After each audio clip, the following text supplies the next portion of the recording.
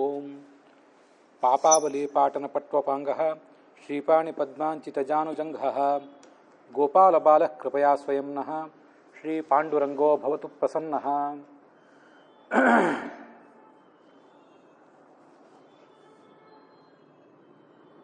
ಮಹರ್ಷಿ ವೇದವ್ಯಾಸರು ರಚನೆ ಮಾಡಿರುವಂಥ ಭಾಗವತ ಗ್ರಂಥವನ್ನು ಇನ್ನು ಮುಂದೆ ನಾವು ವಿಸ್ತೃತವಾಗಿ ಕೇಳುವರಿದ್ದೇವೆ. ಅದಕ್ಕೆ ಪೂರ್ವಭಾವಿಯಾಗಿ ಭಾಗವತದ ಮಹಾತ್ಮ್ಯದ ಕುರಿತಾಗಿ, ಭಾಗವತ ಗ್ರಂಥದಲ್ಲಿ ಬಂದಿಲ್ಲ, ಆದರೆ ಪದ್ಮಪುರಾಣದಲ್ಲಿ ಅದರ ಬಗ್ಗೆ ಬಂದಿದೆ.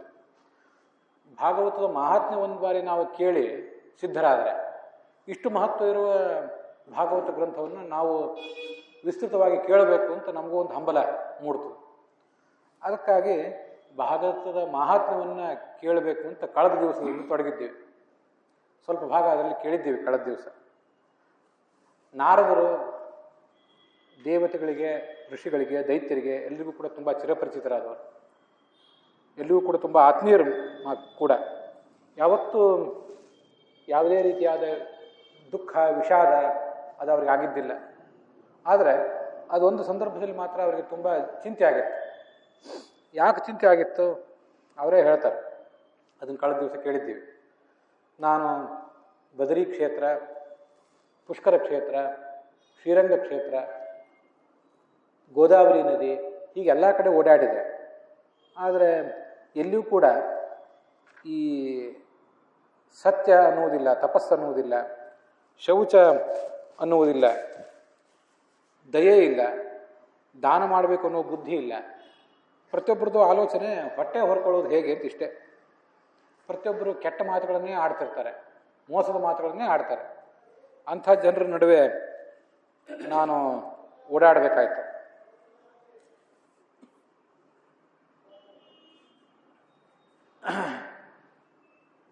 ಹಿಂದಿನ ಕಾಲದಲ್ಲಿ ಯಾವುದನ್ನು ಮಾರ್ತಿರ್ಲಿಲ್ವೋ, ಅನ್ನವನ್ನು ಯಾರೂ ಮಾರ್ತಿರ್ಲಿಲ್ಲ. ಆದರೆ ಕಲಿಯುಗದಲ್ಲಿ ಅನ್ನವನ್ನು ಮಾರುವ ಪ್ರಸಂಗ ಬಂತು. ಮತ್ತು ಜ್ಞಾನಿಗಳಾದವರು, ಬ್ರಾಹ್ಮಣರಾದವರು ಸಮಾಜಕ್ಕೆ ಶಾಸ್ತ್ರಗಳನ್ನು, ಪ್ರವಚನಗಳನ್ನು ತಮ್ಮ ಕರ್ತವ್ಯ ಅಂತ ಹೇಳಿ ಮಾಡ್ತಿದ್ರು. ಯಾವುದೇ ರೀತಿಯಾದ ನಿರ್ದಿಷ್ಟ ಸಂಭಾವನೆ, ದಕ್ಷಿಣೆ ಇತ್ಯಾದಿಗಳನ್ನು ಅವರು ಅಪೇಕ್ಷೆ ಪಡ್ತಿರಲಿಲ್ಲ. ಆದರೆ ಅವರು ಇವತ್ತು ದುಡ್ಡಿಗಾಗಿಯೇ ಹೇಳುವುದು, ದುಡ್ಡಿಗಾಗಿಯೇ ಪ್ರವಚನ ಮಾಡೋದು, ಇದನ್ನು ಮಾಡ್ಲಿಕ್ಕೆ ತೊಡಗಿದರು. ಸ್ತ್ರೀಯರು, ಪುರುಷರು ಎಲ್ಲರೂ ಕೂಡ ತಮ್ಮ ಶೀಲವನ್ನು ಬಿಟ್ಟು ನಡೆದರು. ಇಷ್ಟೆಲ್ಲ ನಾವು ನೋಡಿದ್ವಿ. ಹೀಗೆ ಎಲ್ಲ ಕಡೆ, ಎಲ್ಲಿ ಹೋದಲ್ಲಿ ಎಲ್ಲ ಕಡೆ ಕಲಿಯ ಪ್ರಭಾವವೇ. ಮುಂದೆ ಯಮುನಾ ನದಿಯ ತೀರಕ್ಕೆ ಬಂದೆ. ಆ ಯಮುನಾ ನದಿಯ ತೀರ ಅಂದರೆ ಕೃಷ್ಣ ಅವತಾರ ಮಾಡಿ ತನ್ನ ಲೀಲೆಗಳನ್ನು ತೋರಿಸಿದಂಥ ಜಾಗ ಅದು. ಅಲ್ಲೊಂದು ಆಶ್ಚರ್ಯ. ಒಬ್ಬಳು ಯುವತಿ ಅಲ್ಲಿ ಕೂತಿದ್ಲು, ಸ್ತ್ರೀಯೊಬ್ಬಳಿದ್ದಲ್ಲಿ. ಏಕಾತ ತರುಣಿ ತತ್ರ ನಿಷಣ್ಣ ಅಖಿನ್ನ ಮಾನಸ, ನಿಷಣ್ಣ ಖಿನ್ನ ಮಾನಸ. ಅವಳ ಮುಖದಲ್ಲಿ ಖೇದ ಇತ್ತು. ಇಬ್ಬರು ವೃದ್ಧರು ಅಲ್ಲಿ ಬಿದ್ದಿದ್ರು. ಆ ಯುವತಿ ಆ ಇಬ್ಬರು ವೃದ್ಧರಿಗೆ, ಮುದುಕರಿಗೆ ಸೇವಾ ಮಾಡ್ತಾ ಇದ್ರು, ಗಾಳಿ ಹಾಕ್ತಾ ಇದ್ರು. ಆದರೆ ಅವರೇನು ಹೇಳುವ ಲಕ್ಷಣ ಕಾಣಲಿಲ್ಲ. ಇವಳು ಗೋಳಾಡ್ತಾ ಇದ್ಲು. ಯಾರು ಸಹಾಯ ಮಾಡ್ತಾರೇನೋ ಅಂತ ಸುತ್ತಮುತ್ತಲು ಎಲ್ಲ ಕಡೆ ನೋಡ್ತಾ ಇದ್ರು. ಮತ್ತೆ ಅವಳ ಜೊತೆ ಕೆಲವು ಸ್ತ್ರೀಯರಿದ್ರು, ಅವರು ಗಾಳಿ ಹಾಕ್ತಿದ್ರು. ನಾನು ಇದೊಂದು ವಿಚಿತ್ರವಾದ ಸಂಗತಿಯನ್ನು ನೋಡಿ ಅವ್ರ ಹತ್ರ ಹೋದೆ. ಆಗ ಅವಳು ಕೂತವಳು ಎದ್ದು ನಿಂತು ನನ್ನನ್ನು ಸ್ವಾಗತಿಸಿದ್ಳು. ಮುನಿಗಳೇ, ಒಂದು ಸ್ವಲ್ಪ ಕಾಲ ಇಲ್ಲೇ ಇರಿ, ನೀವು ಅವಸರದಿಂದ ಎಲ್ಲರೂ ಹೋಗಿಬಿಟ್ಟಿರಿ, ಮತ್ತೆ ಹೋಗಬೇಡಿ. ನನ್ನ ಚಿಂತೆಯನ್ನು ಪರಿಹಾರ ಮಾಡಿರಿ. ನಿಮ್ಮಂಥವ್ರ ದರ್ಶನ ಆದರೆ ನಮ್ಮೆಲ್ಲ ಪಾಪ, ದುಃಖ ಎಲ್ಲ ಪರಿಹಾರ ಕಾಣ್ತದೆ. ನೀವು ಏನಾದರೂ ಒಂದೆರಡು ಮಾತು ಆಡಿದರೆ ನಮಗೆ ಸಂತೋಷವೂ ಆಗ್ತದೆ. ನಿಮ್ಮಂಥವ್ರ ದರ್ಶನ ಆಗಬೇಕಾದ್ರೆ ಮಹಾಪುಣ್ಯ ಬೇಕು.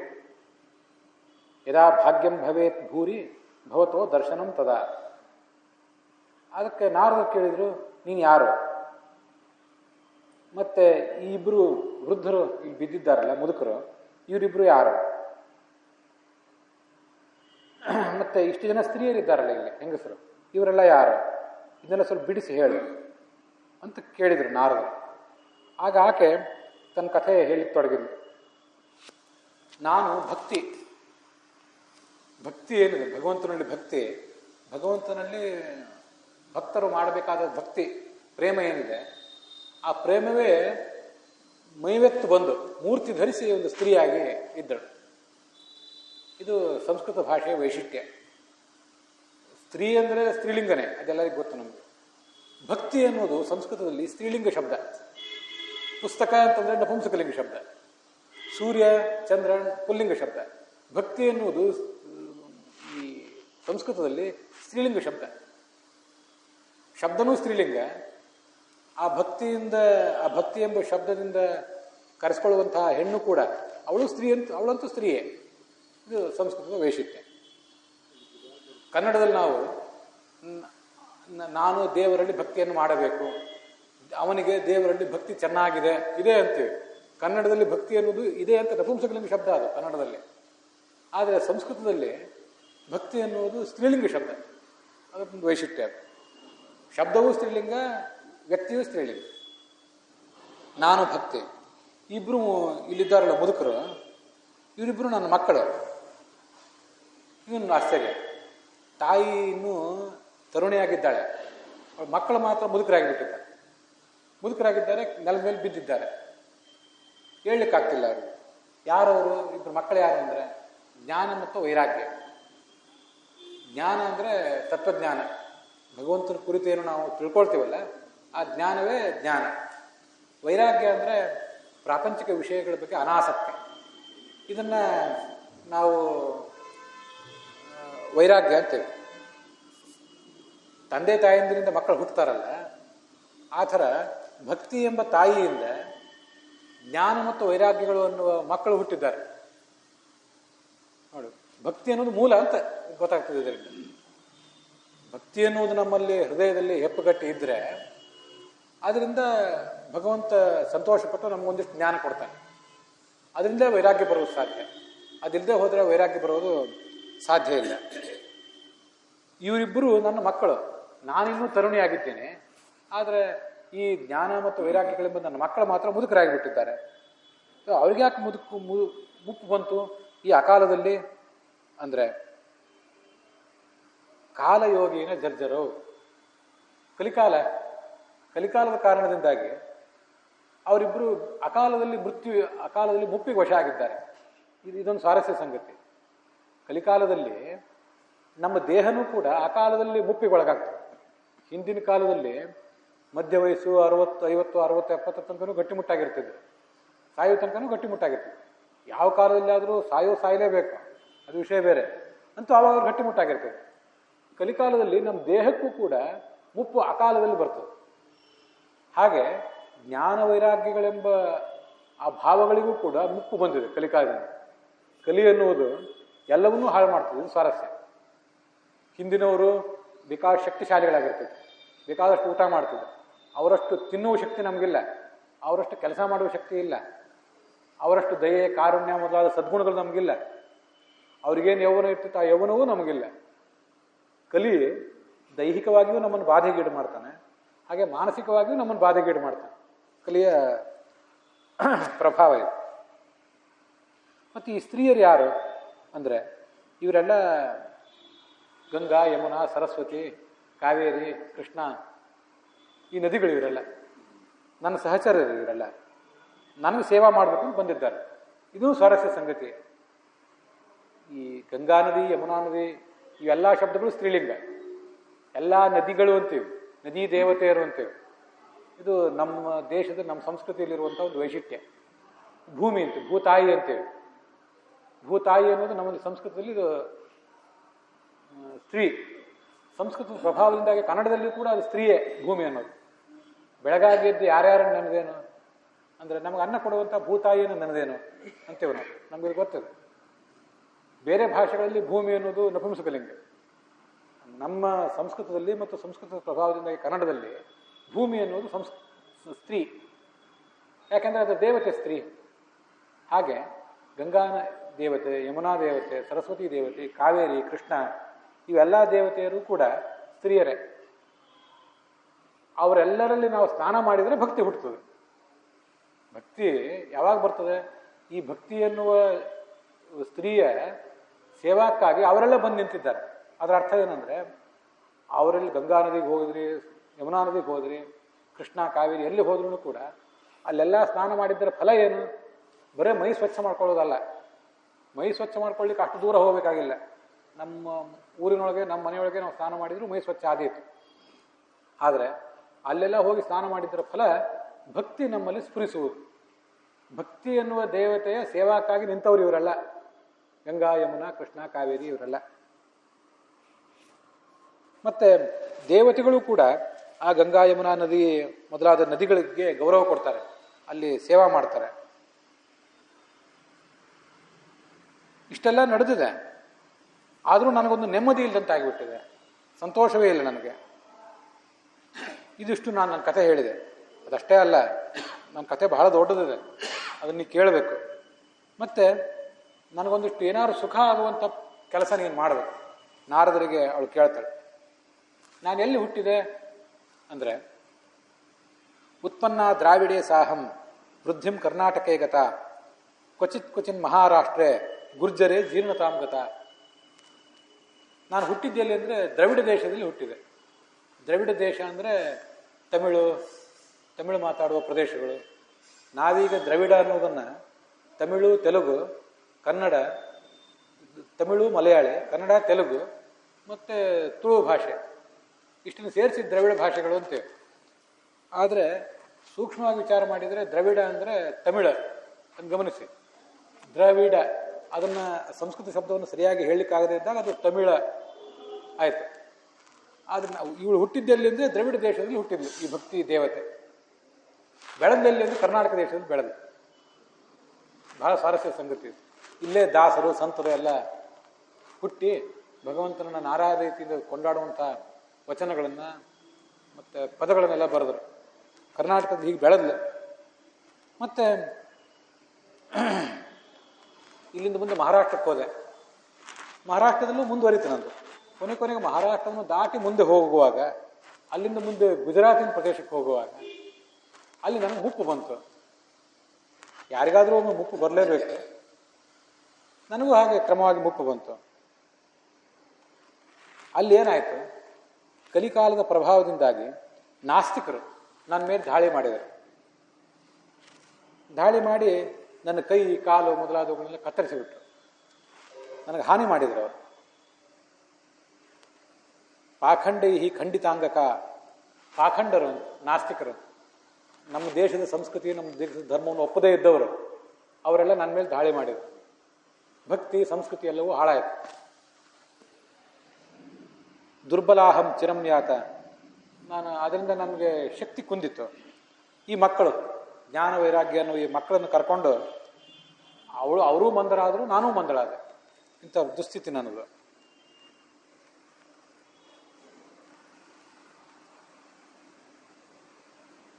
ಮುಂದೆ ನನ್ನ ಮಕ್ಕಳು ನಮಗೆಲ್ಲರಿಗೂ ಹೀಗಾದಾಗ ಮುಂದೆ ಅಲ್ಲಿಂದ ನಾನು ವೃಂದಾವನಕ್ಕೆ ಹೋದೆ. ಎಲ್ಲಿದೆ ಅಂದರೆ ವೃಂದಾವನ ಉತ್ತರ ಪ್ರದೇಶದಲ್ಲಿದೆ. ಉತ್ತರ ಪ್ರದೇಶದಲ್ಲಿ ವೃಂದಾವನ ಅಂತ ಕ್ಷೇತ್ರ. ಅಲ್ಲಿ ಹೋದೆ ನಾನು. ವೃಂದಾವನಂ ಪುನಃ ಪ್ರಾಪ್ಯ ನವೀನೇವ ಸ್ವರೂಪಿಣಿ. ಏನು ವೃಂದಾವನ ನಮ್ಗೆ ಗೊತ್ತಿದೆ. ಕೃಷ್ಣ ಮಥುರೆಯಲ್ಲಿ ಹುಟ್ಟಿದೆ. ಮಥುರೆಯಲ್ಲಿ ಹುಟ್ಟಿ ನಂದಗೋಕುಲಕ್ಕೆ ಹೋದ. ಆ ನಂದಗೋಕುಲದಲ್ಲಿ ಕೆಲವು ಕಾಲ ಇದ್ದು ಮುಂದೆ ಅಲ್ಲಿಂದ ವೃಂದಾವನಕ್ಕೆ ಹೋದ. ಎಲ್ಲ ಗೋಪಾಲಕರು ನಂದಗೋಕುಲದಲ್ಲಿ ಇದ್ದರು. ಸ್ವಲ್ಪ ಕಾಲ ಅಲ್ಲಿದ್ದು ಮುಂದೆ ವೃಂದಾವನಕ್ಕೆ ಹೋದ. ಆ ಗೋವರ್ಧನ ಅನ್ನೋ ಪರ್ವತ ಎಲ್ಲ ಇರೋದು ಆ ವೃಂದಾವನದಲ್ಲೇ, ಆ ಪ್ರದೇಶದಲ್ಲಿ. ಅವೆಲ್ಲ ಬಹಳ ದೂರ ಏನಿಲ್ಲ. ನಂದಗೋಕುಲ, ವೃಂದಾವನ ಎಲ್ಲ ಅಲ್ಲೇ ಸುತ್ತಮುತ್ತಲು ಇರುವಂಥ ಪ್ರದೇಶಗಳು. ಕೃಷ್ಣ ಓಡಾಡಿದ ಜಾಗ. ಆದ್ದರಿಂದ ಅಲ್ಲಿ ಹೋದಾಗ ನನಗೊಂದಿಷ್ಟು ಯೌವನ ಬಂತು. ನನ್ನ ಕೈ ಕಾಲಿಗೆ ಗಾಯ ಆಗಿತ್ತು, ರಕ್ತ ಸೋರಿತ್ತು, ಏನೇನೋ ಆಗಿತ್ತಲ್ಲ, ಅದೆಲ್ಲ ಸ್ವಲ್ಪ ಸುಧಾರಿಸಿದೆ. ನಾವು ಮಹಾತ್ಮರು, ಭಗವಂತ ಎಲ್ಲೆಲ್ಲಿ ಹುಟ್ಟಿರ್ತಾನೆ, ಎಲ್ಲಿ ಸಂಚಾರ ಮಾಡಿರ್ತಾನಲ್ಲ, ಅಲ್ಲೆಲ್ಲ ಹೋದರೆ ನಮಗಾದ ಹಾನಿಯನ್ನು ನಾವು ತುಂಬ್ಕೋಬೋದು. ಇಲ್ಲೇ ಕೂತಿದ್ರೆ ಇದೇ ಹಣ, ಇದೇ ವ್ಯವಹಾರ, ಹೊಟ್ಟೆ ಹೊರೆಯೋ ಕೆಲಸ ಇಲ್ಲೇದು ತೊಡಗಿಬಿಡ್ತೀವಿ. ದೊಡ್ಡವರು ಸಂಪರ್ಕ ಮಾಡಿದರೆ, ದೊಡ್ಡವರು ಹುಟ್ಟಿದ ಜಾಗಗಳಿಗೆ ಸಂಚಾರ ಮಾಡಿದರೆ ಅದ್ರ ಎಲ್ಲದರಿಂದಲೂ ನಮ್ಮ ಮನಸ್ಸು ಶುದ್ಧ ಆಗ್ತದೆ. ಭಕ್ತಿ, ಜ್ಞಾನ, ವೈರಾಗ್ಯವೆಲ್ಲ ಬಂದು ಬರ್ತವೆ. ಆದರೆ ಅವಳು ಹೇಳಿದ ಒಂದು ಸಂಗತಿ, ಭಕ್ತಿ, ನಾನು ಭಕ್ತಿ, ನನಗೆ ಆದ ಹಾನಿ ತುಂಬಿತ್ತು. ಆದರೆ ನನ್ನ ಮಕ್ಕಳು ಜ್ಞಾನ ಮತ್ತು ವೈರಾಗ್ಯಗಳು ಮಾತ್ರ ಇನ್ನೂ ಎದ್ದಿಲ್ಲ. ಅವರಿನ್ನೂ ಸೊರಗಿ ಮಲ್ಕೊಂಡೇ ಬಿಟ್ಟಿದ್ದಾರೆ, ಹಿಂದಿನಂತೆ ಇದ್ದಾರೆ. ನಾನು ಇಲ್ಲಿಂದ ಮುಂದಿನ ಬೇರೆ ಬೇರೆ ದೇಶಗಳಿಗೆ ಸಂಚಾರ ಮಾಡಬೇಕು, ಹೋಗಬೇಕಾಗಿದೆ. ಎಲ್ಲಿ ಹೋಗಲಿ? ಈ ಮಕ್ಕಳು ಬೇರೆ ಮುದುಕರು, ಎಲ್ಲಿ ಹೋಗ್ಬೇಕು ನಾನು? ಶ್ರಮ ಆಗಿದೆ, ಅವರಿಗೂ ಶ್ರಮ ಆಗಿದೆ. ಅಂಥವ್ರನ್ನ ಕರ್ಕೊಂಡು ನಾನು ಎಲ್ಲಿ ಹೋಗೋದು? ಏನು ಮಾಡ್ತೀನಿ? ದುಃಖಿಸ್ತಿದ್ದೇನೆ. ನಾನು ಯುವತಿ ಆದೆ, ಯೌವನ ನನಗೆ ಬಂತು, ಆದರೆ ನಾನು ಆ ಮಕ್ಕಳು ಮಾತ್ರ ಯೌವನ ಪಡೀಲಿಲ್ಲ. ವದ ಯೋಗ ನಿಧೇ ಧೀಮನ್ ಕಾರಣಂ ಚಾತ್ರ ಕಿಂ ಭವೇತ್. ಇಂಥದ್ದೊಂದು ನಾವು 3 ಜನ ಒಟ್ಟಿಗೆ ಇರ್ತಿದ್ವಿ ಅವತ್ತು, ಜ್ಞಾನ, ಭಕ್ತಿ, ವೈರಾಗ್ಯ. ಆದರೆ ನನಗೆ ಮಾತ್ರ ಯೌವನ ಬಂತು, ಜ್ಞಾನ ವೈರಾಗ್ಯಗಳಿಗೆ ಯೌವನ ಬರಲಿಲ್ಲ.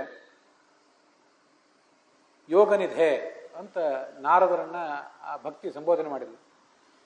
ಯೋಗವನ್ನು ಬಲ್ಲವರು, ಯೋಗದ ನಿಧಿ ಆ ನಾರದರು. ಬಾಹ್ಯ ಯೋಗ, ಪ್ರಾಣಾಯಾಮ ಅದರಲ್ಲೂ ತಜ್ಞರು.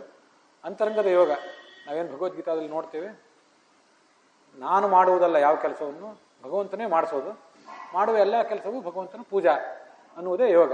ಆ ಯೋಗದ ನಿಧಿ ಅವರು, ಆ ನಾರದರು. ಇದಕ್ಕೇನು ಕಾರಣ ನೀನು ಹೇಳು ಅಂತ ನಾರದರನ್ನೇ ಅವಳು ಕೇಳಿದ್ಲು. ಆಗ ನಾರದರು, ಸ್ವಲ್ಪ ನನಗೆ ಅವಕಾಶ ಕೊಡು, ಜ್ಞಾನ ದೃಷ್ಟಿಯಿಂದ, ದಿವ್ಯ ದೃಷ್ಟಿಯಿಂದ ಇದನ್ನೆಲ್ಲ ವಿಚಾರ ಮಾಡಿ ಯಾಕೆ ಹೀಗಾಯಿತು ಅಂತ ಹೇಳ್ತೇನೆ. ಆದರೂ ಏನು ದುಃಖ ಪಡಬೇಡ, ಭಗವಂತ ನಿನಗೆ ಒಳ್ಳೆಯದೇ ಮಾಡ್ತಾನೆ ಅಂತ ಆಲೋಚನೆ ಮಾಡಿದರು. ಋಷಿಗಳಿಗೆ ಒಂದು ಕ್ಷಣ ಹಿಂಗೆ ಕಣ್ಣು ಮುಚ್ಚಿದ್ರೆ ಸಾಕು, ಅಥವಾ ಕಣ್ಣು ತೆರೆದೇ ಇದ್ದರೂ ಅಂತರ್ಮುಖಿಗಳಾದರೆ ಸಾಕು, ಏನು ಸುತ್ತಮುತ್ತಲಿನ ಆಗು ಹೋಗುಗಳಿವೆ ಅವೆಲ್ಲ ಗೊತ್ತಾಗ್ಬಿಡ್ತಾವೆ ಅವ್ರಿಗೆ. ಆ ಥರ ಆ ಋಷಿಗಳಿಗೆ ಎಲ್ಲ ಗೊತ್ತಾಯಿತು. ನೋಡು, ಇದು ಭಯಂಕರವಾದ ಕಲಿಯುಗ. ಶೃಣುಷ್ವ ಅವಹಿತಾ ಬಾಲೆ ಯುಗೋಯಂ ದಾರುಣಃ ಕಲಿಹಿ ತೇನ ಲುಪ್ತಃ ಸದಾಚಾರ. ಆದ್ದರಿಂದ ಎಲ್ಲ ಸದಾಚಾರ, ಸದ್ವರ್ತನೆ ಎಲ್ಲ ಮಣ್ಣು ಪಾಲಾಗಿದೆ. ಯೋಗ ಮಾರ್ಗ ತಪಾಂಸಿಚ. ಆದ್ದರಿಂದಾಗಿ ಈ ಕಲಿಕಾಲದಿಂದಾಗಿ ಯೋಗಾಭ್ಯಾಸ, ತಪಸ್ಸು ಎಲ್ಲ ನಷ್ಟ ಆಗಿ ಹೋಗಿದೆ. ಎಲ್ಲ ಕಡೆ ಬರೀ ವಂಚನೆ, ದುಷ್ಕರ್ಮ, ಈ ಥರ ಎಲ್ಲ ಕಂಡುಬಿಟ್ಟಿದೆ. ಇದನ್ನು ಗಮನಿಸಿ. ಕಲಿಕಾಲ ಇರೋದ್ರಿಂದ ಹೊರಗಿನ ಯೋಗಾಭ್ಯಾಸ, ಪ್ರಾಣಾಯಾಮ ಮಾಡೋದು ಸುಲಭ. ಮಾಡುವ ಎಲ್ಲ ಕೆಲಸವೂ ಭಗವಂತನ ಪೂಜೆ, ನಾನು ಮಾಡ್ತಿಲ್ಲ ಭಗವಂತನೇ ಮಾಡ್ತಿದ್ದಾನೆ ಅಂತ ಅಂತರಂಗದ ಯೋಗ ಇದೆಯಲ್ಲ, ಅದನ್ನು ಆಚರಣೆ ಮಾಡೋದು ಬಹಳ ಕಷ್ಟ. ಅದಕ್ಕಾಗಿ ಯೋಗ ಹಾಳಾಗಿ ಹೋಗಿದೆ ಅಂತ ಹೇಳ್ತಾರೆ. ಹೊರಗಿನ ಯೋಗವನ್ನಾದರೂ ಎಷ್ಟು ಮಂದಿ ಮಾಡ್ತಾರೆ? ಅದನ್ನು ಮಾಡೋರು ಕಡಿಮೆನೆ. ಆದ್ರೂ ಹೊರಗಿನ ಯೋಗ ಮಾಡುವುದಕ್ಕಿಂತ ಒಳಗಿನ ಯೋಗ ಬಹಳ ಕಷ್ಟ.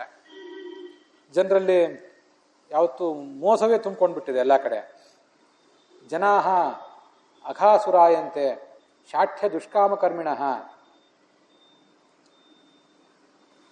ಮಹಾಭಾರತದಲ್ಲಿ ಒಂದು ಕಥಾ ಕೇಳಿ ಬರ್ತದೆ. ಆ ಕಥಾ ಮಹಾಭಾರತದಲ್ಲಿ ಎಲ್ಲ ಕಡೆ ಇಲ್ಲ, ಕೆಲವು ಕಡೆ ಕಾಣಿಸ್ತದೆ, ಕೆಲವು ಕಡೆ ಇಲ್ಲ. ಆ ಕಥೆ ನಂಬಬೇಕೋ ಬೇಡೋ ಅಂತ ನನಗೂ ಆ ಕಥೆ ಬಗ್ಗೆ ಒಂದು ಸಂಶಯ ಇದೆ. ಅದೇನೇ ಇರಲಿ, ಕಲಿಕಾಲದ ಲಕ್ಷಣವನ್ನು ಹೇಳಲಿಕ್ಕೆ ಅದೊಂದು ಕಥಾ. ಪಾಂಡವರು ಕೌರವರ ಮೇಲೆ ಯುದ್ಧ ಮಾಡಿದ್ರಲ್ಲ, ಯುದ್ಧ ಎಲ್ಲ ಮುಗಿತು, ಕೌರವರೆಲ್ಲ ಸೋತೋದ್ರು. ಪಾಂಡವರು 36 ವರ್ಷ ರಾಜ್ಯಭಾರ ಮಾಡಿದರು. ಸರಿಸುಮಾರು ಆವಾಗ ಧರ್ಮರಾಜನಿಗೆ 71 ವರ್ಷ ಆಗಿತ್ತು, ಭೀಮಸೇನಿಗೆ 70, ಹೀಗೆಲ್ಲ ಅವ್ರ ವಯಸ್ಸು 72, 71, 70, 69. ಆದ ನಂತರ 36 ವರ್ಷ ರಾಜ್ಯಭಾರ ಮಾಡಿದರು. ಕೃಷ್ಣಂದು ಹೆಚ್ಚು ಕಡಿಮೆ ಅಷ್ಟೇ ವಯಸ್ಸು. ಅವ್ರದ್ದು ರಾಜ್ಯಭಾರ ಮುಗಿತಾ ಬಂದಾಗ ನಡೆದಂಥ ಒಂದು ಘಟನೆ. ಕಥೆ ಎಲ್ಲ ಕಡೆ ಇಲ್ಲ, ಆದರೂ ಕಥೆ ಚೆನ್ನಾಗಿದೆ ಅಂತ ಕೇಳಿದ್ರು. ಈ ಭೀಮಸೇನಿನ ಗದೆ ಪೆಟ್ಟಿಗೆ ದುರ್ಯೋಧನ ತೊಡೆ ಮುರಿದು ಬಿದ್ನಲ್ಲ, ಅದೇ ಯಾವಾಗ ಬಿದ್ನಲ್ಲ ಆವಾಗಲೇ ಕಲಿಯುಗ ಪ್ರಾರಂಭ ಕಂಡಿತಂತೆ. ತುಂಬ ಸ್ವಾರಸ್ಯದ ಸಂಗತಿ ಇದು. ಅವನು ಬಿದ್ದ, ಕಲಿಯುಗ ಪ್ರಾರಂಭ ಆಯಿತು. ಕಲಿಯುಗ ಪ್ರಾರಂಭ ಆದ್ಮೇಲೆ 36 ವರ್ಷ ಪಾಂಡವರಿದ್ದರು, ಕೃಷ್ಣನೂ ಇದ್ದ. ಆಮೇಲೆ ಅದು ಹೊರಟೋದು. ದುರ್ಯೋಧನಂದು ತೊಡೆ ಮುರಿದು ಬಿದ್ದ, ದುರ್ಯೋಧನ ಸತ್ತ. ಆದರೆ ಅವನ ಬುದ್ಧಿ ಮಾತ್ರ ಹೋಗಲಿಲ್ಲ. ದುರ್ಯೋಧನನೇ ಕಲಿ. ಆ ಕಲಿಯ ದುರ್ಬುದ್ಧಿ ಮಾತ್ರ ಎಲ್ಲ ಕಡೆನೂ ಕಂಟಿನ್ಯೂ ಆಗ್ತಾ ಹೋಗ್ಬಿಡ್ತು. ಪಾಂಡವರು ರಾಜ್ಯಭಾರ ಮಾಡಲಿಕ್ಕೆ ತೊಡಗಿ ಕೆಲವು ಕಾಲ ಆದಮೇಲೆ ಅಲ್ಲೊಂದು ಜಗಳ ನಡೀತಂತೆ. ಇಲ್ಲೋ ಒಂದು ರಿಪೋರ್ಟ್ ಬಂತು ಪಾಂಡವರಿಗೆ, ರಾಜರಿಗೆಲ್ಲ ರಿಪೋರ್ಟ್ ಬರ್ತಿರ್ತಾವೆ. ಏನಂದ್ರೆ, ಒಬ್ರು ಯಾರೋ ಇನ್ನೊಬ್ರಿಗೆ ಒಂದು ಜಮೀನು ಮಾರಿದ್ರು, ಒಂದು ಜಮೀನು ಮಾರಾಟ ಮಾಡಿದ್ರು. ಅಲ್ಲಿ ತನಕ ಇದೇನು ಸಮಸ್ಯೆ ಇರಲಿಲ್ಲ. ಯಾವ ರಿಜಿಸ್ಟ್ರೇಷನ್ ಇರಲಿಲ್ಲ, ಥಂಬ್ ಇಂಪ್ರೆಷನ್ ಇರಲಿಲ್ಲ, ಮಾತೇ ರಿಜಿಸ್ಟ್ರೇಷನ್, ಮಾತೇ ನೋಂದಣಿ, ಸಬ್ ರಿಜಿಸ್ಟ್ರಾರು ಯಾರೂ ಇರ್ತಿರ್ಲಿಲ್ಲ. ಎಲ್ಲ ಮಾತಿನ ಮೂಲಕ ಸತ್ಯವಂತರಾಗಿದ್ದರೆ ಅದನ್ನು ಜನ ನಡೆದು ಹೋಗ್ತಿತ್ತು. ಕಲಿಯುಗ ಪ್ರಾರಂಭ ಆಯ್ತಲ್ಲ, ಒಮ್ಮೆ ಏನಾಗ್ಬಿಡ್ತಂತೆ, ಕೊಟ್ಟವನು ತೊಗೊಂಡವನು ಅವರಿಬ್ಬರ ನಡುವೆ ಒಂದು ಜಗಳ ಶುರುವಾಗಿಬಿಡುತ್ತೆ. ನಾ ಕೊಟ್ಟಿಲ್ಲ ಅಂತ ಇವನು, ಕೊಟ್ಟಿದ್ದಾನೆ ಅಂತ ಅವನು. ಅಲ್ಲಿ ತನಕ ಬೇಕಾಷ್ಟು ಜಗಳ ಇತ್ಯಾದಿಗಳು ಪಾಂಡವರು ನೋಡಿದ್ರು. ಆದ್ರೆ ಈ ಜಗಳ ಅವ್ರಿಗೆ ಕೇಳಿ ಬಂದಾಗ ಇನ್ನು ನಾವು ಈ ಜಗತ್ತಿನಲ್ಲಿ ಇರೋದು ಬೇಡ, ಕಲಿಯುಗ ಪ್ರಾರಂಭ ಕಂಡಿದೆ ಅನಿಸ್ತಂತೆ ಅವ್ರಿಗೆ. ಕಲಿ ಎನ್ನುವ ಶಬ್ದಕ್ಕೆ, ಕಲಿ ಎನ್ನುವ ದೈತ್ಯ ಹೇಗೆ ಅರ್ಥನೋ, ಕಲಿ ಎನ್ನುವ ಶಬ್ದಕ್ಕೆ ಕಲಹ ಅಂತನೂ ಒಂದು ಅರ್ಥ, ಜಗಳ ಅಂತನೂ ಕಲಿ ಶಬ್ದಕ್ಕೆ ಅರ್ಥ ಇದೆ. ಆದ್ದರಿಂದ ಕಲಿಯುಗದ ಪ್ರಧಾನ ಲಕ್ಷಣ ಏನಂದ್ರೆ ಜಗಳ. ಪ್ರತಿಯೊಂದು ವಿಷಯದಲ್ಲೂ ಜಗಳ, ವಿವಾದ, ಇದೇ ಕಲಿಯುಗದ ಪ್ರಧಾನ ಲಕ್ಷಣ. ಅದರಿಂದ ಮೋಸ ಅಂತ ಬಂತಲ್ಲ, ಎಲ್ಲರೂ ಎಲ್ಲಿ ಹೋದ್ರಲ್ಲೂ ಮೋಸ, ಜಗಳ. ಜಗಳ ಆಗೋದು ಯಾವಾಗ? ಮೋಸದಿಂದಾಗಿ, ದುರ್ಬುದ್ಧಿಯಿಂದಾಗಿ, ಅಪ್ರಾಮಾಣಿಕತನದಿಂದಾಗಿ ಜಗಳ. ನಾವಿಲ್ಲಿ ಇರೋದು ಬೇಡ ಅಂತ ಹೇಳಿ ಪಾಂಡವರು ಹೊರಟು ಬಿಟ್ರು. ನಮ್ಮ ಅವತಾರ ಪರಿಸಮಾಪ್ತ ಮಾಡಿ ಹೊರಟು ಹೋದ್ರು ಅಂತ ಮಹಾಭಾರತದಲ್ಲಿ ಕೆಲವು ಕಡೆ ಕಂಡು ಬರ್ತದೆ, ಎಲ್ಲ ಕಡೆ ಇಲ್ಲ. ಅದು ಕಥಾ ಚೆನ್ನಾಗಿದೆ, ಅದಕ್ಕೆ ಇಲ್ಲಿ ನೆನಪು ಬಂತು ಅಂತ ಹೇಳಿದೆ. ಆಗ ಇಷ್ಟೆಲ್ಲ ಎಲ್ಲ ಜನರು ಕೂಡ ಈಗ ತಮ್ಮ ಸದ್ಬುದ್ಧಿಯನ್ನು ಕಳ್ಕೊಂಡಾಗ ಇದ್ದು ಕೆಲವು ಸಜ್ಜನರಿಗೆ ಬಹಳ ಕಷ್ಟ ಆಯಿತು. ಅವ್ರು ಏನು ಮಾಡಬೇಕು? ಕೆಲವರು ಇದ್ದಾರೆ, ಸಜ್ಜನರಿದ್ದಾರೆ, ಭಗವಂತನ ಭಕ್ತರಿದ್ದಾರೆ, ಅವ್ರಿಗೆ ಮಾತ್ರ ತುಂಬ ಖೇದ ಆಯಿತು. ಇಹ ಸಂತೋ ವಿಷೀದಂತಿ ಪ್ರಹೃಷ್ಯಂತಿ ಹ್ಯಸಾಧವ. ಯಾವತ್ತೂ ಇಲ್ಲಿ ದುರ್ಜನರದೇ ಕೈ ಮೇಲು, ಸಜ್ಜನರ ಕೈ ಯಾವತ್ತು ಕೆಳಗೆ. ಆದರೆ ಎಷ್ಟೇ ಆದರೂ ಕಲಿಯುಗದಲ್ಲಿ ಹೆದರೋದು ಬೇಡ ಯಾರು. ಧತ್ತೆ ಧೈರ್ಯಂತು ಯೋ ಧೀಮಾನ್ ಸಹ ಧೀರ ಪಂಡಿತ ಅಥವಾ. ಕಲಿಯುಗ ಬಂತು, ಎಲ್ಲ ಹಾಳಾಗೋಯ್ತು ಅಂತ ಯಾರು ಗೋಳಾಡಬೇಕಾಗಿಲ್ಲ. ಭಾಗವತದಲ್ಲೇ ಮುಂದೆ ಬರೋದಿದೆ, ನಾವು ಅದನ್ನು ಆಮೇಲೆ ನೋಡ್ತೇವೆ. ಇನ್ನೊಂದು ವರ್ಷ 2 ವರ್ಷ ಆದ ನಂತರ ಹಿಂಗೆ ನಾವು ನೋಡ್ತಾ ಹೋದಾಗ ಆ ಒಂದು ಶ್ಲೋಕ ನೋಡ್ತೇವೆ. ಕಲಿಯುಗದ ವೈಶಿಷ್ಟ್ಯ ಏನು? ಕಲಿಯುಗ ಏನು ಕೇಳಿದ್ರು ಕಲಿಯುಗ ರೀ ಇದೇ ಹಿಂಗೆ ಇರೋದಿದು ಅಂತ ನಾವೆಲ್ಲ ಅಂತಿರ್ತೀವಲ್ಲ. ಕಲಿಯುಗದ ಒಂದು ಪ್ರಧಾನ ಲಕ್ಷಣ ಏನಂದ್ರೆ, ಇಲ್ಲಿ ಅಲ್ಪ ಶ್ರಮಕ್ಕೆ ಫಲ ಬಹಳ.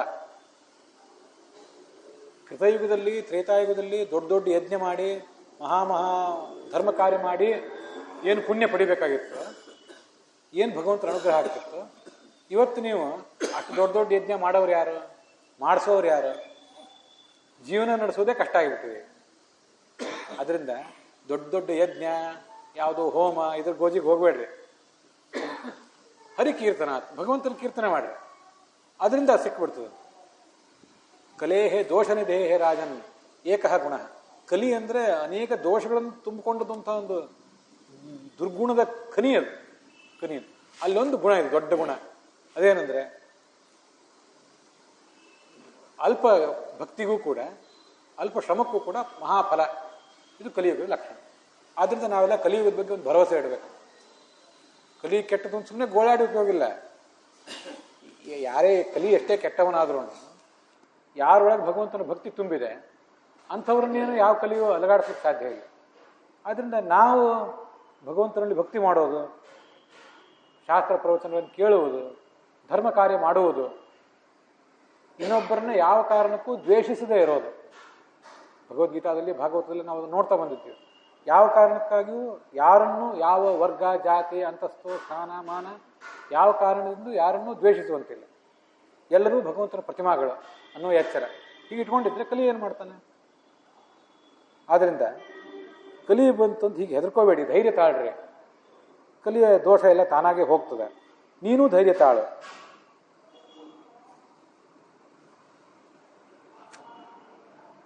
ಅಸ್ಪೃಶ್ಯಾನ್ ಅವಲೋಕ್ಯ ಎಂ ಶೇಷಭಾರಕರಿ ಧರ ವರ್ಷೇ ವರ್ಷೇ ಕ್ರಮಾಜ್ಜಾತ ಮಂಗಲಂ ನಾಪಿ ದೃಶ್ಯತೆ.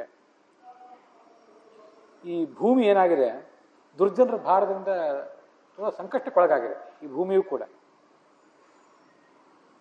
ಭೂಮಿಯಲ್ಲೂ ಹಿಂದಿರುವ ಗುಣ ಇವತ್ತಿಲ್ಲದಂತಾಗಿದೆ. ಏನಾಗಿದೆ, ಈ ಭೂಮಿಯನ್ನು ಯಾರು ಹೊತ್ತಿದ್ದಾರೆ? ಆದಿಶೇಷ ಹೊತ್ತಿದ್ದಾನೆ. ಇದೆಲ್ಲ ಕಥಾ ಕೇಳಿರ್ತೇವೆ. ಆದಿಶೇಷನ ಹೆಡೆ ಮೇಲೆ ಭೂಮಿ ಇರ್ತದೆ, ನಾವಿದನ್ನೆಲ್ಲ ಕೇಳಿರ್ತೇವೆ. ಆದಿಶೇಷ ಮಹಾಶಕ್ತಿಶಾಲಿ, ಬಲರಾಮ ಆದಿಶೇಷನ ಅವತಾರ. ಅಂಥ ಬಲರಾಮನಿಗೂ, ಅಂಥ ಶೇಷನಿಗೂ ಕೂಡ ಈ ಭೂಮಿಯನ್ನು ಹೊರಲಿಕ್ಕಾಗದಷ್ಟು ಕಷ್ಟ ಆಗಿಬಿಟ್ಟಿದೆ. ಭೂಮಿ ಭಾರ ಅಲ್ಲದು, ಭೂಮಿ ಒಳಗೆ ಸೇರ್ಕೊಂಡಿರುವ ದುಷ್ಟರ ಭಾರ.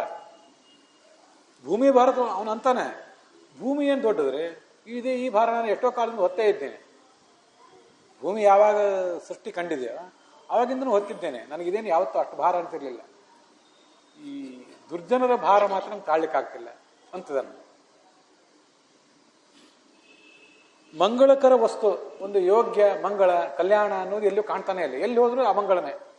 ಸುತ್ತಮುತ್ತಲು ಎಲ್ಲಿ ಯಾವ ಪರಿಸರಕ್ಕೆ ಹೋದ್ರು, ಮಠಕ್ಕೆ ಹೋದ್ರು ಅದೇ, ಮಂದಿರಕ್ಕೆ ಹೋದ್ರು ಅದೇ. ಮಠದಲ್ಲಿ ಏನಾದರೂ ಹೋದ್ರೆ ಒಂದು ಒಳ್ಳೆ ಮಂಗಳ ಕಲ್ಯಾಣ ಕಾಣಿಸ್ತದೇನೋ ಅಂದ್ರೆ, ಹೊರಗೆ ಎಲ್ಲ ಕಡೆ ಮಂಗಳ ಕಲ್ಯಾಣ, ಒಳಗೆಲ್ಲ ಮತ್ತೆ ಅಮಂಗಳ ಅಕಲ್ಯಾಣ, ಎಲ್ಲ ಕಡೆನೂ ಹೀಗೇನೆ.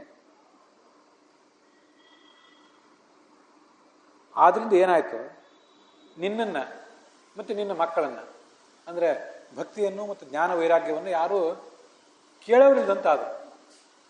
ಭಕ್ತಿ ಮತ್ತು ಜ್ಞಾನ ವೈರಾಗ್ಯಗಳು ತಾಯಿ ಮತ್ತು ಮಕ್ಕಳು ಯಾವಾಗ ಯೌವನವಂತರಾಗಿ ಆರೋಗ್ಯವಂತರಾಗಿರ್ತಾರೆ, ಅವ್ರಿಗೆ ನಿತ್ಯ ಊಟ ಬೇಕು, ನೀವು ಊಟಕ್ಕೆ ಹಾಕಬೇಕು, ಅವ್ರನ್ನ ಚೆನ್ನಾಗಿ ನೋಡ್ಕೋಬೇಕು. ಅಷ್ಟು ಮಾಡ್ಕೊಂಡ್ರೆ ಮನುಷ್ಯ ಆರೋಗ್ಯವಂತಾಗಿರ್ತಾನೆ. ಒಂದು ದಿವಸ ಆಯ್ತಾನೆ, ಅದು ವಿಷಯ ಬೇರೆ. ಇವಳನ್ನ, ಈ ಭಕ್ತಿಯನ್ನು, ಅವಳ ಮಕ್ಕಳಾದ ಜ್ಞಾನ ವೈರಾಗ್ಯಗಳನ್ನು ಜನ ಸರಿಯಾಗಿ ನೋಡ್ಕೊಂಡಿದ್ರೆ, ಯಾರು ಜನರು ನಾವೇ ಭಕ್ತಿ ಮಾಡಬೇಕು ಭಗವಂತನಲ್ಲಿ, ಒಂದಿಷ್ಟು ಜ್ಞಾನ ಸಂಪಾದನೆ ಮಾಡಬೇಕು, ಪ್ರಾಪಂಚಿಕ ವಿಷಯಗಳಿಂದ ದೂರ ಇದ್ದು ವೈರಾಗ್ಯ ಸಂಪಾದನೆ ಮಾಡಬೇಕು. ಇಷ್ಟನ್ನು ನಾವೇ ಮಾಡೋದು, ಬೇರೆ ಯಾರು ಮಾಡ್ತಾರೆ? ಯಾವ ಪ್ರಾಣಿ ಪಕ್ಷಿಗಳು ಮಾಡೋದಿಲ್ಲ, ಅವುಗಳಿಗೇನು ತಿಳಿಯೋದು ಇಲ್ಲ. ಏನಾದ್ರು ಒಂದಿಷ್ಟು ತಿಳುವಳಿಕೆ ಅನ್ನೋದಿದ್ರೆ ನಮಗೆ ತಿಳುವಳಿಕೆ ಇರೋದು, ನಾವು ಮಾಡ್ಬೇಕು. ಅದನ್ನು ನಾವು ಮಾಡಲಿಲ್ಲ. ಅದರಿಂದ ಯಾರೂ ನಿನ್ನನ್ನು ನೋಡ್ಕೋತಾ ಇಲ್ಲ. ಯಾಕೆಂದ್ರೆ ಅವರಿಗೆಲ್ಲರಿಗೂ ಕೂಡ ವಿಷಯ ಸುಖ, ಪ್ರಾಪಂಚಿಕ ವಿಷಯದ ಕಡೆನೇ ಅವ್ರ ಗಮನ. ಉಪೇಕ್ಷಿತಾನುರಾಗಯ ರಾಗಾಂಧೈ ಜರ್ಜರತ್ವೇನ ಸಂಸ್ಥಿತ ವೃಂದಾವನಸ್ಯ ಸಂಯೋಗಾತ್ ಪುನಸ್ತಂ ತರುಣೀನವ. ಆದರೆ ನೀನೊಬ್ಬಳು ಮಾತ್ರ ಕೃಷ್ಣ ಸಂಚಾರ ಮಾಡಿದ ವೃಂದಾವನ ಕ್ಷೇತ್ರಕ್ಕೆ ಬಂದೆ. ಆದ್ದರಿಂದ ನಿನಗೆ ತಾರುಣ್ಯ ಬಂತು. ಇಂಥ ವೃಂದಾವನ ಕ್ಷೇತ್ರ ಬಹಳ ಪವಿತ್ರವಾದ್ದು, ಅಲ್ಲಿ ಭಕ್ತಿ ಸ್ಫುರಿಸಿತು.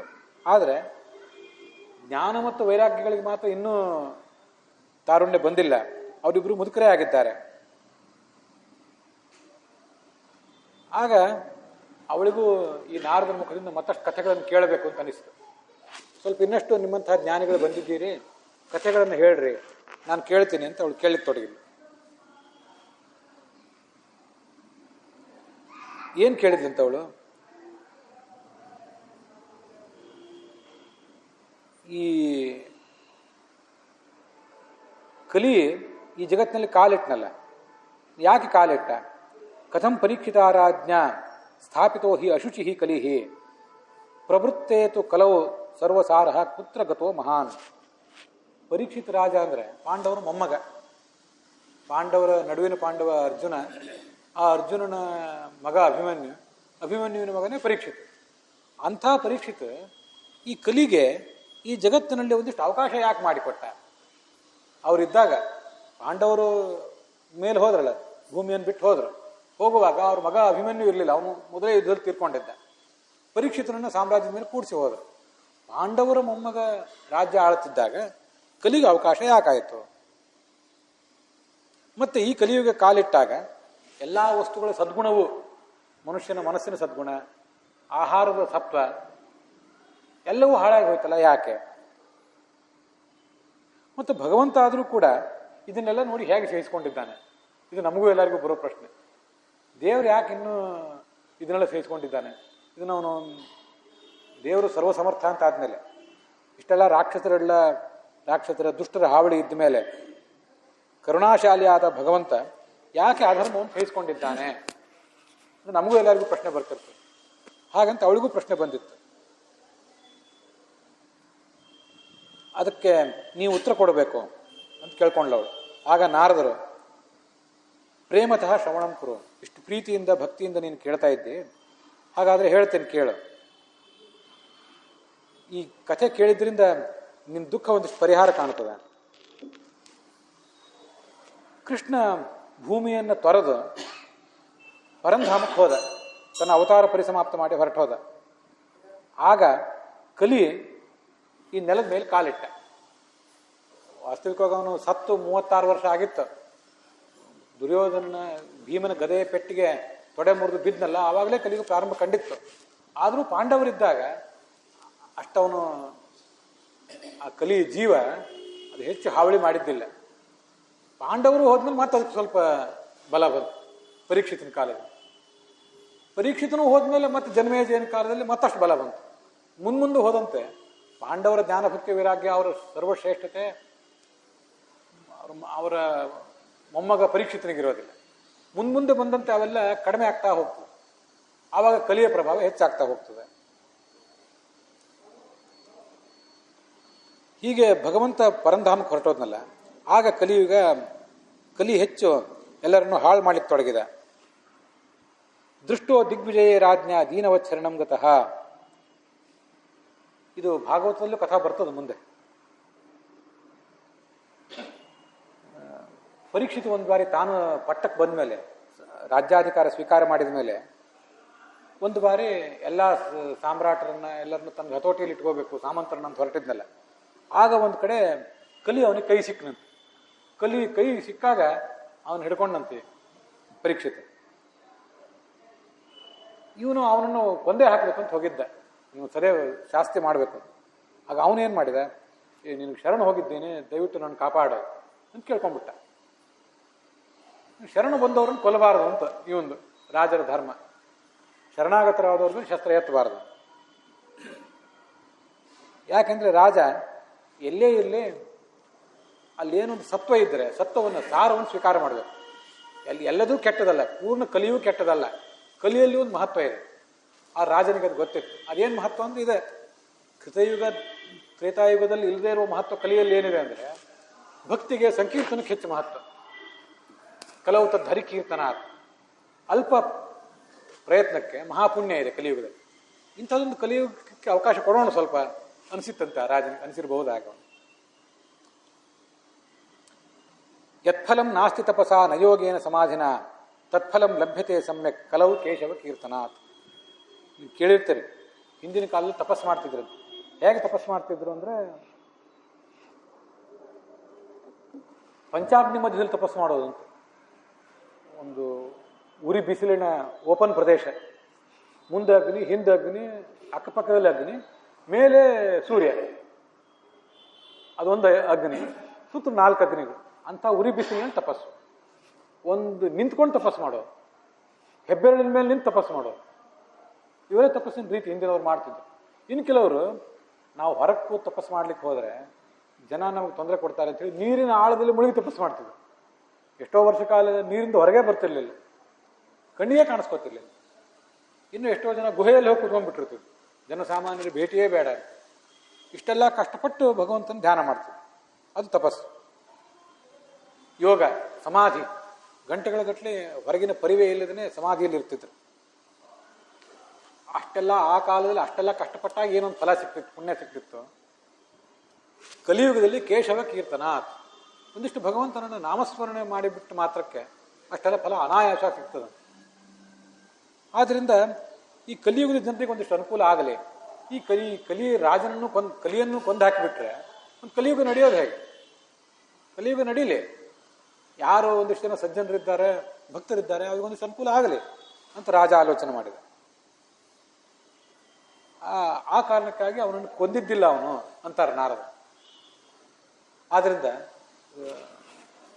ಪರೀಕ್ಷಿತ ಕಲಿಯನ್ನು ಕೊಂದಿಲ್ಲ ಅನ್ನೋದು ನಮಗೂ ಕೂಡ ಒಂದು ದೃಷ್ಟಿಯಿಂದ ಮಾಡಿದ ಉಪಕಾರವೇ. ಅದು ಇಲ್ಲಿ ಈಗ ನಾವು ನೋಡ್ತಿರೋ ಭಾಗದಲ್ಲಿ ಬಂದಿಲ್ಲ, ಭಾಗವತದಲ್ಲಿ ಒಂದ್ ಕಡೆ ಬಂದಿದೆ. ನೀ ದೇಶದಿಂದ ನಿನ್ನ ನಾನು ಕೊಲ್ಲೋದಿಲ್ಲ, ಆದ್ರೆ ನೀ ದೇಶ ಬಿಟ್ಟು ಹೋಗ್ಬೇಕು ಅಂತ ರಾಜ ಅವನಿಗೆ ಶಾಸನ ಮಾಡಿದ. ಅವನು ಹೇಳಿದ, ದೇಶ ಬಿಟ್ಟು ಹೋಗ್ಬೇಕು, ಎಲ್ಲಿ ಹೋಗ್ಬೇಕು ನಾನು? ಹಾಗೆ ಮಾಡಬೇಡ, ನನಗೊಂದು 3-4 ಜಾಗ ಕೊಡು, ಅಲ್ಲಿರ್ತೇನೆ ನಾನು. ಎಲ್ಲಿ ಅಂದರೆ ಬಂಗಾರ, ಮದ್ಯ, ಜೂಜಾಟ, ಇಂಥ ಕೆಲವು ಸಂಗತಿಗಳು. ಅದು ಭಾಗವತದಲ್ಲಿ ಬರ್ತದೆ, ಮುಂದೆ ನಾವು ಹೇಳ್ತೇವೆ. ನನಗೆ ಈಗ ಸ್ಮರಣೆಯಲ್ಲಿಲ್ಲ ಆದ್ದರಿಂದ ಎಲ್ಲನೂ ಈಗ ಹೇಳಲಿಕ್ಕೆ ಸಾಧ್ಯ ಆಗ್ತಿಲ್ಲ. ಅಂತೂ ಅಲ್ಲಿ ಅವ್ರಿಗೆ ಜಾಗ ಕೊಟ್ಬಿಟ್ಟ, ಅಲ್ಲಿರೋ ನೀನು. ಆದ್ರಿಂದಲೇ ವ್ಯಭಿಚಾರ, ಪರಸ್ತ್ರೀ ಸಂಘ, ಮದ್ಯಪಾನ, ಜೂಜಾಟ, ವಿಪರೀತ ಸಂಪತ್ತು, ಯೋಗ್ಯತೆಗೆ ಮೀರಿ ಸಂಪತ್ತು ಬಂದ್ಬಿಟ್ರೆ ಅದರಿಂದ ಇಂಥ ಹಾನಿಗಳೆಲ್ಲ ಆಗಿಬಿಡ್ತವೆ ಅಂತ ಕೆಲವು ಕಡೆ ಅವನಿಗೆ ಅವಕಾಶ ಕೊಟ್ಟಿದ್ದ ಅಂತ ಭಾಗವತದಲ್ಲಿ ಮುಂದೊಂದು ಕಡೆ ಬರ್ತದೆ. ಕಲಿಯುಗದಲ್ಲಿ ಏನಾಯ್ತು ಅಂದ್ರೆ ಎಲ್ಲವೂ ನಿಸ್ಸಾರ ಆಗಿ ಹೋಯ್ತು. ಎಲ್ಲಿಯೂ ಸಾರ ಅನ್ನುವುದೇ ಇಲ್ಲ. ಮಹತ್ವ ಅನ್ನುವುದೇ ಇಲ್ಲ. ಇದು ಬಹಳ ಚೆನ್ನಾಗಿದೆ, ಕೇಳಬೇಕು ನಾವು. ಪದಾರ್ಥ ಸಂಸ್ಥಿತ ಭೂಮು ಬೀಜಹೀನಾ ತುಷಾಯಥ. ಇಲ್ಲಿ ಏನಾಯ್ತು ಕಲಿಯುಗದಲ್ಲಿ ಅಂದರೆ, ಈ ಬೀಜ ಇರ್ತದೆ ನಮಗೆಲ್ಲ ಗೊತ್ತಿದೆ. ಬೀಜದ ಮೇಲೆ ಒಂದು ಹೊಟ್ಟೆ ಇರ್ತದೆ. ಹೊಟ್ಟಿಗೆ ಬೆಲೆ ಇಲ್ಲ, ಬೀಜಕ್ಕೆ ಬೆಲೆ. ಬರೇ ಮೇಲಿನ ಹೋದು ಹೊಟ್ಟೆ ಮಾತ್ರ ಮಾರ್ಕೆಟಿಗೆ ತಂದರೆ ಅದನ್ನು ತಗೋತಾರೆ. ಇವತ್ತು ಏನಾಗಿಬಿಟ್ಟಿದೆ ಅಂದರೆ, ಒಳಗಿನ ಬೀಜ ಎಲ್ಲೂ ಇಲ್ಲ. ಎಲ್ಲಿ ನೋಡಿದ್ರೆ ಬರೀ ಹೊಟ್ಟೆ ಕಾಣಿಸ್ತದೆ, ಜೊಳ್ಳೆ ಕಾಣಿಸ್ತದೆ ಹೊರತು ಕಾಳು ಎಲ್ಲೂ ಕಾಣಿಸ್ತಿಲ್ಲ. ಅದನ್ನು ಈಗ ಹೇಳ್ತದೆ, ಎಲ್ಲನೂ ಹೊರಟೋಗಿದೆ. ಯಾವ ಪದಾರ್ಥದಲ್ಲೂ, ಜಡದಲ್ಲೂ, ಚೇತನದಲ್ಲೂ ಎಲ್ಲೂ ಸಾರ ಅನ್ನೋದಿಲ್ಲ. ಬೀಜವಿಲ್ಲದ ಹೊಟ್ಟಿನಂತಾಗಿಬಿಟ್ಟಿದೆ. ವಿಪ್ರೈರ್ ಭಾಗವತಿ ವಾರ್ತಾ ಅವ್ರೇನು ಮಾಡಿದ್ದಾರೆ, ಎಲ್ಲನೂ ಹಾಳು ಮಾಡಿದ್ದಾರೆ. ಏನು ಮಾಡಿದ್ದಾರೆ ಅವರು? ಜ್ಞಾನಿಗಳಾದವರು ತಮ್ಮ ಕೆಲಸ ಏನು ಅವ್ರು ಮಾಡಬೇಕಾಗಿತ್ತು? ಭಕ್ತರಿಗೆ ತತ್ವಬೋಧನೆ ಮಾಡಬೇಕಾಗಿತ್ತು. ಒಂದು ದೇವಾಲಯ, ಒಂದು ಮಠ ಅಲ್ಲಿ ಕುತ್ಕೊಂಡಿರ್ತಿದ್ರು. ಯಾರು ಬಂದವರಿಗೆ ಬೋಧನೆ ಮಾಡಬೇಕಾಗ್ತಿತ್ತು. ಇವ್ರೇನು ಮಾಡಿದ್ದಾರೆ ಅಂದ್ರೆ, ಈಗ ಮನೆಗೆ ಅಡ್ಡಾಡಿ, ದುಡ್ಡಿನ ಆಸೆಗಾಗಿ ಮನೆಗೆ ಅಡ್ಡಾಡಿ ಅವರಿಗೆಲ್ಲರಿಗೂ ಭಗವಂತನ ಕಥೆ ಹೇಳ್ತೀನಿ ಬರ್ರಿ ಅಂತ ಅವ್ರಿಗೆ ಮೋಸ ಮಾಡಿ, ಅವ್ರು ಕೊಟ್ಟ ದಕ್ಷಿಣೆ ಎಲ್ಲ ಸ್ವೀಕಾರ ಮಾಡಿ, ಅವರಿಗೂ ಮೋಸ ಮಾಡಿ, ತಾವೂ ಮೋಸ ಮಾಡ್ಕೊಂಡು ಹಾಳಾಗಿದ್ದಾರೆ. ಇದು ಕಲಿಯುಗದ ಒಂದು ಲಕ್ಷಣ. ಕಾರಿತ ಕಣಲೋಭೇನ. ಕಣ ಅಂದರೆ ಕಾಸು, ಪುಡಿ ಕಾಸಿನ ಲೋಭ ಎಲ್ಲರಿಗೂ. ಆದ್ದರಿಂದ ಕಥೆಯಲ್ಲಿ ಇವತ್ತು ಸಾರ ಇಲ್ಲದಂತಾಗಿದೆ. ಇದು ಬಹಳ ಸ್ವಾರಸ್ಯ ಸಂಗತಿ. ಒಳ್ಳೆಯ ಸತ್ವ ಇದ್ದ ಆಹಾರ ಸ್ವೀಕಾರ ಮಾಡಿದರೆ ಮೈ ದಷ್ಟಪುಷ್ಟ ಆಗಿರ್ತದೆ, ಆರೋಗ್ಯ ಇರ್ತದೆ. ಸತ್ವ ಇಲ್ಲದ ಆಹಾರ ಸ್ವೀಕಾರ ಮಾಡಿದ್ರೆ ಏನು ಶಕ್ತಿ ಇರ್ತದೆ? ಭಾಗವತ ದೊಡ್ಡ ಗ್ರಂಥನೇ, ಮಹಾಭಾರತ ದೊಡ್ಡ ಗ್ರಂಥನೇ. ಆದರೆ ಅದರದ್ದೆಲ್ಲ ಸಾರ ಯಾಕೆ ಹೋಗಿದೆ ಅಂದರೆ, ಆ ಸಾರ ಹೇಳುವವರು ಕೇಳುವವರು ಇಬ್ಬರು ಶುದ್ಧ ಮನಸ್ಸಿನವರಾಗಿದ್ದರೆ ಅಲ್ಲೊಂದು ಸಾರ ಇರ್ತಿತ್ತು. ಹೇಳುವವ್ರ ಮೇಲೆ ಕೇಳುವವ್ರ ಮೇಲೆ ಒಂದು ಪರಿಣಾಮ ಆಗ್ತಿತ್ತು, ಸತ್ಪರಿಣಾಮ. ಇವರಿಗೂ ದುರಾಸೆ, ಅವರಿಗೂ ದುರಾಸೆ, ಎಲ್ಲರಿಗೂ ದುರಾಸೆ ಇರೋ ಕಾರಣದಿಂದಾಗಿ ಕಥೆ ಹೇಳ್ತೇವೆ, ಸಪ್ತಾಹಗಳಾಗ್ತವೆ, ಮಂಗಳಗಳಾಗ್ತವೆ, ನಿರೀಕ್ಷಿತ ಪರಿಣಾಮ ಮಾತ್ರ ಆಗೋದಿಲ್ಲ. ಊಟ ಆಗ್ತದೆ, ಊಟ ಆದರೂ ಕೂಡ ದೇಹದಲ್ಲಿ ಬಲ ಇಲ್ಲ ಇವತ್ತು ನಮ್ಗೆ. ಯಾಕೆಂದ್ರೆ ಸತ್ವರಹಿತವಾದ ಆಹಾರ ಸ್ವೀಕಾರ ಮಾಡ್ತಿದ್ವಿ. ಹಾಗೆ ಕಥೆಯಲ್ಲಿರುವ ಸಾರವೇ ಹೊರಟೋಗಿದೆ.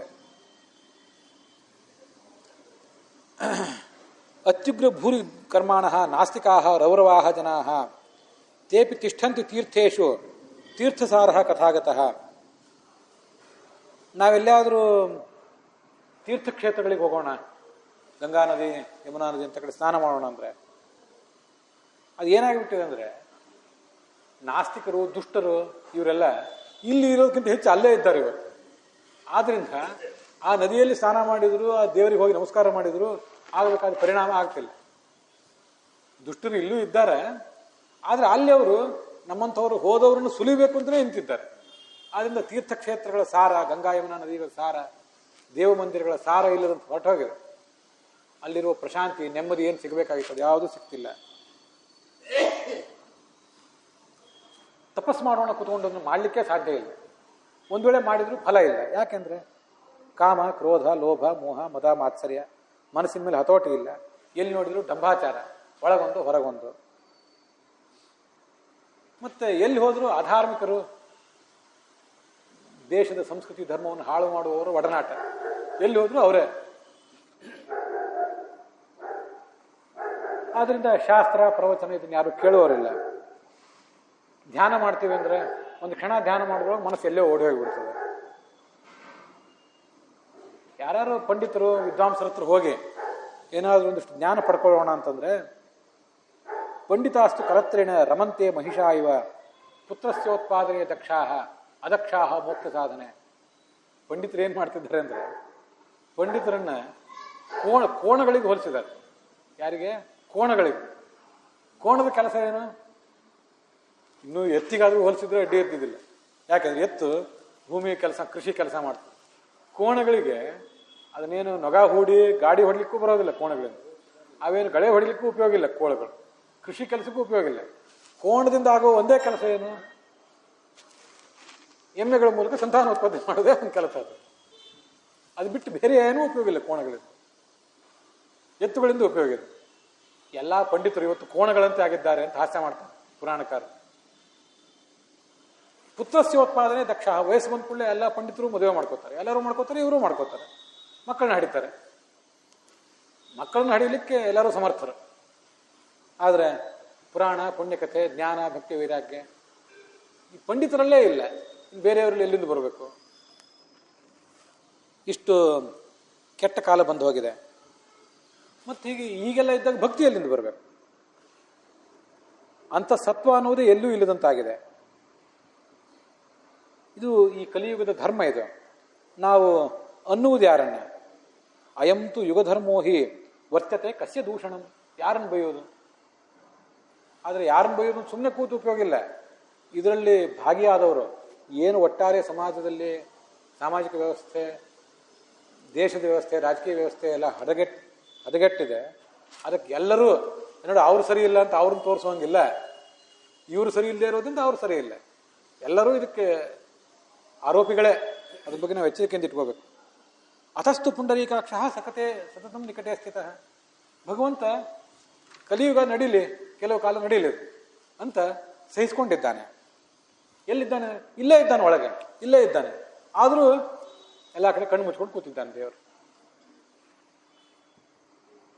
ಇತಿ ತದ್ವಚನಂ ಶುತ್ವ ವಿಸ್ಮಯಂ ಪರಮಂ ಗತ ಭಕ್ತಿ ರೂಚೆ.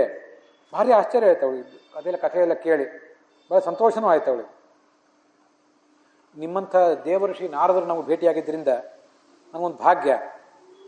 ಇನ್ನು ನಿಮ್ಮ ಉಪದೇಶ ಕೇಳಿ ಪ್ರಹ್ಲಾದ, ನೀವೇ ಹಿಂದೆ ಪ್ರಹ್ಲಾದನಿಗೆ ಉಪದೇಶ ಕೊಟ್ಟವರು. ಆ ಪ್ರಹ್ಲಾದನನ್ನು ಅವನ ತಂದೆ ಹಿರಣ್ಯಕಶಿಪು ಕೊಲ್ಲಬೇಕು ಅಂತ ಹೋದಾಗ ಹಿರಣ್ಯಕಶಿಪುವಿನ ಪ್ರಯತ್ನ ಎಲ್ಲ ವಿಫಲ ಆಯಿತು. ಪ್ರಹ್ಲಾದ ಗೆದ್ದ. ಧ್ರುವನಿಗೂ ನೀವೇ ಉಪದೇಶ ಕೊಟ್ಟಿದ್ರಿ. 6 ವಯಸ್ಸಿನಲ್ಲಿ ಅವನು ಭಗವಂತನ ಅನುಗ್ರಹ ಸಂಪಾದನೆ ಮಾಡಿದ್ದ. ಅಂಥ ಸಕಲ ಕುಶಲ ಪಾತ್ರಂ ಬ್ರಹ್ಮಪುತ್ರಂ ನತಾಸ್ಮಿ. ಜಗತ್ತಿನ ಕಲ್ಯಾಣದಲ್ಲೇ ನೀವು ಆಸಕ್ತರು ಯಾವತ್ತು. ಅಂಥ ಬ್ರಹ್ಮನ ಮಗನಾದ ನಾರದರಿಗೆ ನಿಮಗೆ ನಾನು ನಮಸ್ಕಾರ ಮಾಡ್ತಿದ್ದೀನಿ ಅಂತಾಳವಳು. ಅಲ್ಲಿಗೆ ಆ ಪದ್ಮಪುರಾಣದ ಭಾಗವತ ಮಹಾತ್ಮ್ಯದಲ್ಲಿ ಮೊದಲನೇ ಅಧ್ಯಾಯ ಸಮಾಪ್ತ ಆಗಿದೆ. 4-6 ಅಧ್ಯಾಯಗಳಿವೆ, ಅದರಲ್ಲಿ ಮೊದಲನೇ ಅಧ್ಯಾಯ ಇಲ್ಲಿಗೆ ಸಮಾಪ್ತ ಆಗಿದೆ. ಕಲಿಯುಗದ ಬಗ್ಗೆ ಇಷ್ಟೆಲ್ಲ ಬಂತಲ್ಲ, ಕೊನೆಯ ಒಂದು ಮಾತು ಹೇಳಿ ಮುಕ್ತಾಯ ಕಾಣ್ತು. ಪಂಚಾಂಗ ತೆಗೆದು ನೋಡಿದರೆ ಕೃತಯುಗ, ತ್ರೇತಾಯುಗ, ದ್ವಾಪರಯುಗ, ಕಲಿಯುಗ ಅಂತ 4 ಇದೆಯಲ್ಲ, ಇದು ಒಟ್ಟು 44,000 ಲಕ್ಷ ವರ್ಷ, 42 ಲಕ್ಷ ವರ್ಷ ಇದೆ. ಈ 4 ಯುಗ ಸೇರಿ ಕಲಿಯುಗ ಇಷ್ಟು ಕೆಟ್ಟಿದೆಯಲ್ಲ. ಭಗವಂತ ನಮಗೊಂದು ಅನುಗ್ರಹ ಮಾಡಿದ್ದಾನೆ ಏನಂದರೆ, ಒಟ್ಟಾರೆ ಕಲಿಯುಗ ಎಷ್ಟು? 4,32,000 ವರ್ಷ ಮಾತ್ರ. ಕಲಿಯ ಅವಧಿ ಕಡಿಮೆ. ದ್ವಾಪರ ಯುಗದ್ದು 8 ಲಕ್ಷ, ಅದರ ದುಪ್ಪಟ್ಟು ತ್ರೇತಾಯುಗ. ಹೀಗೆ ಅವೆಲ್ಲ ಮುಂದೆ ದುಪ್ಪಟ್ಟು ಅಥವಾ ಅರ್ಧಪಟ್ಟು ಹೆಚ್ಚಾಗ್ತಾ ಹೋಗ್ತವೆ. ಹಾಗೆ ನೋಡಿದ್ರೆ ಕಲಿಯುಗ ಅವಧಿ ಕಡಿಮೆ. ನಾವೆಲ್ಲ ಭರವಸೆ ಇಡಬೇಕಾದ್ದು. ಇಷ್ಟೆಲ್ಲ ಕೆಟ್ಟದಿದ್ರು ಒಟ್ಟು 4,32,000 ವರ್ಷ ಇದೆ. ಅದರಲ್ಲಿ ಈಗ ಆಗಿರುವುದು 5,050 ವರ್ಷ ಮಾತ್ರ. ಅಷ್ಟರಲ್ಲೇ ಇಷ್ಟೆಲ್ಲ ಸಮಸ್ಯೆ. ಇನ್ನೂ ಕಲಿಯುಗ ಎಲ್ಲ ಮುಂದೆ ಹೋದಂಗೆ ಏನೇನಾಗ್ತದ. ಆದರೂ ಕೃತಯುಗ, ತ್ರೇತಾಯುಗ, ದ್ವಾಪರಯುಗ ಹೋಲಿಸಿದ್ರೆ ಕಲಿಯ ಅವಧಿ ಕಡಿಮೆ. ದೇವರು ನಾವು ಮಾಡಿರೋ ಅನುಗ್ರಹ.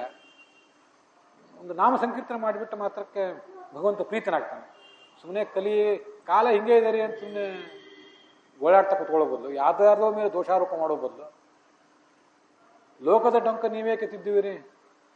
ನಿಮ್ಮ ಮನವ ಸಂತೈಸಿಕೊಳ್ಳಿ, ನಿಮ್ಮ ತನುವ ಸಂತೈಸಿಕೊಳ್ಳ್ರಿ. ಹಾಗೆ ಮಾಡಿದರೆ ಕಲಿಯುಗದ ಬಾಧೆಯೂ ಕೂಡ ಕ್ಷೀಣ ಆಗ್ತದೆ. ಧರ್ಮ, ಜ್ಞಾನ, ಭಕ್ತಿ, ವೈರಾಗ್ಯ ಇವೆಲ್ಲವೂ ಕೂಡ ಮತ್ತೆ ಎದ್ದು ನಿಲ್ತವೆ ಅನ್ನೋದನ್ನು ನಾವು ಭರವಸೆ ಇಡಬೇಕು. ಅಲ್ಲಿಗೆ ಇವತ್ತಿನ ಈ ಭಾಗ ಸಮಾಪ್ತವಾಗಿದೆ.